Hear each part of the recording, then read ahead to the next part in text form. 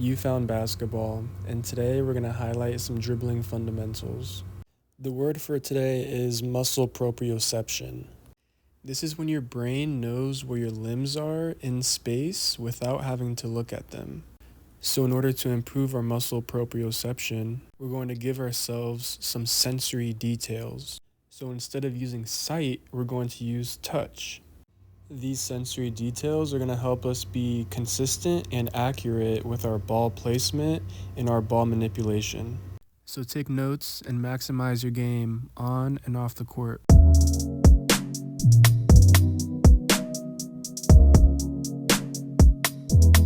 So the first one, when we cross the ball over, when I cross over, my receiving hand is in the middle.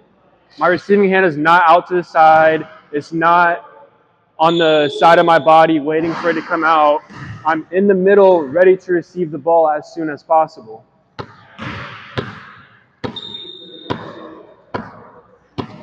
When we cross over, we want our feet to be square. When we cross over, we want our feet to be square, facing forward. And then the hand with the ball in it is simply coming out, down, and just pushing into the floor. Push into the floor. You don't want to push too far to the side. You don't want to push it early. Push it down into the middle of your body, allowing it to bounce straight into your receiving hand. This gives us the speed of reacting to the defense for a quick crossover, but it also gives us the control of putting the ball in our hands as soon as it comes off of the ground. So if I decide that I want the ball to come out, I can bring the ball all the way out here if I want to. But as the ball is coming wide, it's already in my hand. So if I decide to bring it back down, I can also do that.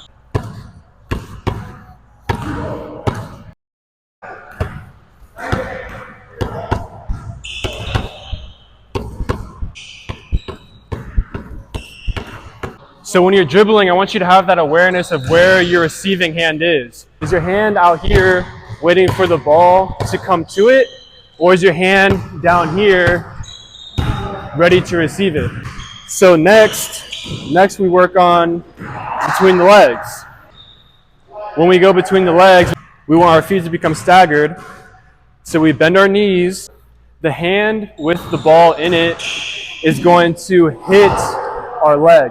You want your wrist to come down and hit your leg, and the receiving hand to be on the other side waiting for the ball to come through. Again, you don't want your hand out here. You want it as close to your body as possible. So the second the ball hits the ground, it's coming back up into your hand. So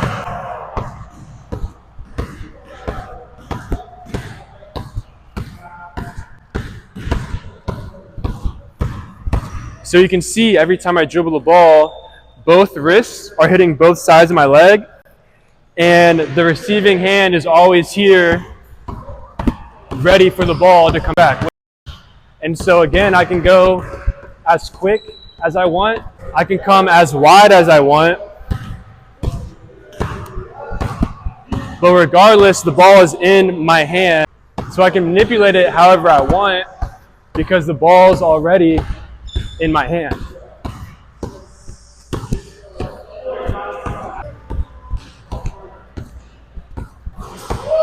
Good. And then the last one is behind the back. So when I go behind the back, again, my wrist is hitting my leg.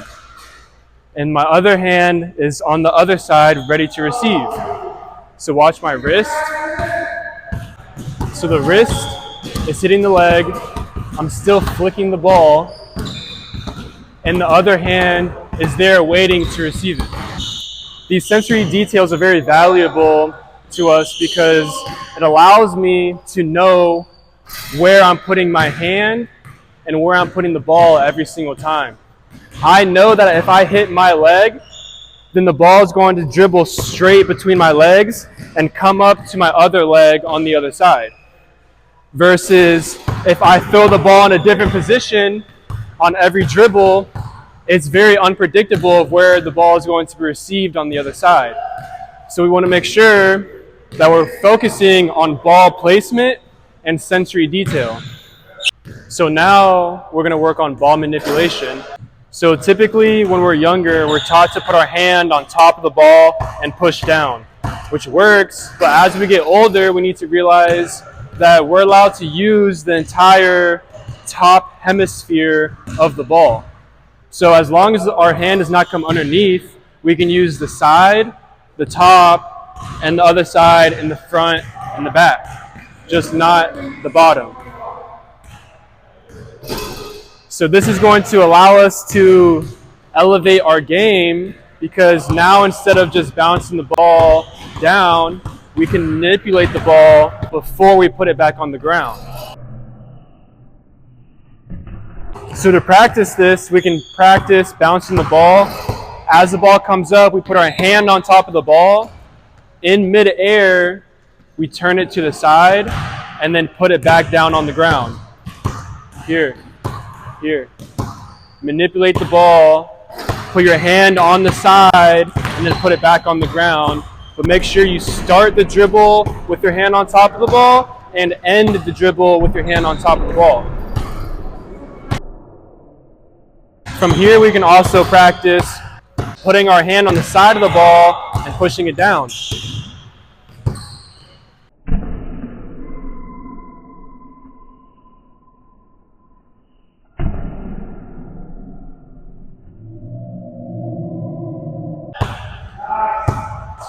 Again, it's very important that we do not come here and down.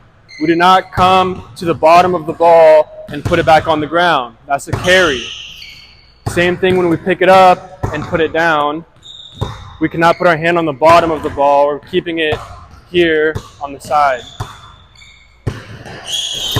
So now from here, we can do it in and out. We catch the ball on the side, roll our hand to the front, and then push it back down from the top of the ball. Visualize yourself playing and ask yourself, is my ball placement consistent or am I dribbling all over the place? Then ask, is my receiving hand in the middle of my body or is it far away waiting for the ball? And then say, well, am I manipulating the ball or am I just dribbling one-dimensionally? Leave your answers in the comments below so we can chat about it. And if you like learning about sports and self-awareness, go ahead and like and subscribe. So you can see my entire body is shifting to the left. My shoulders come this way, my knees come this way, and my body moves this way. So it looks like I'm about to run, but then I quickly change directions back to my right side. So fake and go. Fake one way, go the other way. And so we can practice the same ball movement with a hesitation, where we bring the ball into our pocket and then we put it back down on the ground.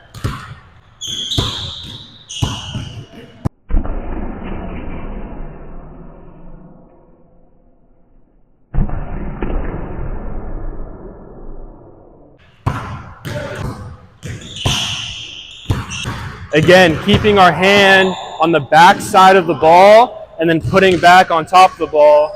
We're not allowing our hand to come underneath. We're back and then forward. So now in order to sell this move, we're going to use our off hand to come to the ball to make it look like we're putting two hands on the ball for the shot. But in reality, we're coming close but not making contact and then pushing the ball back down for the dribble. So I'm here, down, here, down, here, down. So now when we put it all together and go game speed, we're dribbling, put the ball in the pocket, look up to the rim, and then put it back down on the floor.